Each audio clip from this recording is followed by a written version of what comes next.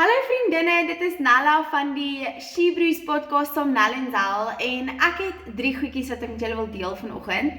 Nommer 1 is ek en Zally het so 'n bietjie tyd afgevat in die klein kort skoolvakansie om net bietjie te bid oor She Brews en bietjie tyd te spandeer en regtig in the moment te wees met ons gesinne.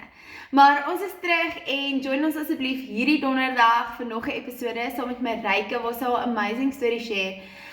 Iets waar ek super passionate is, want dis in my lyn van werk. Ek is 'n women's wellness coach en sy share haar storie oor eating disorder en dis iets waar ek super passionate is, want dit is iets wat nie net stop by 'n sekere ouderdom nie. Vrouens across the globe, vrouens across all ages sukkel met hierdie topiek. So dit is 'n lekker enetjie om oor te gesels, maar dis ook 'n rowwetjie enetjie. So gryp jou koffie en kom join ons donderdag. Gewone tyd, gewone plek, soos altyd.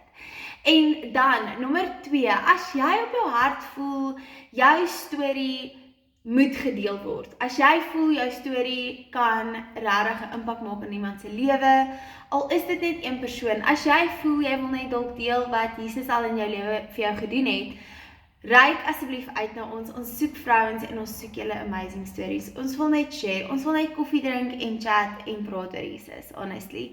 So, julle kan ons DM, personal message, WhatsApp, email, wat ook al float your boat, reik uit na ons toe, sê vir ons jy wil deel en ons sal jou skakel. En dan, last but not least, ek en Isel bid op die stadium verskriklik baie vir die She Brews podcast en ons wil vir julle vra as daar enige iemand is wat woord ontvang of dat julle dit met ons sal deel en dat julle sal saam met ons bid oor hierdie journey vir 2026. Soos ons vir julle al gesê het, ons voel regtig vrouens met meer plekke hê om hulle stories te deel. So She Brews is net nog een van daai plekke, behalwe met lekker koffie en 'n chill community. Bye.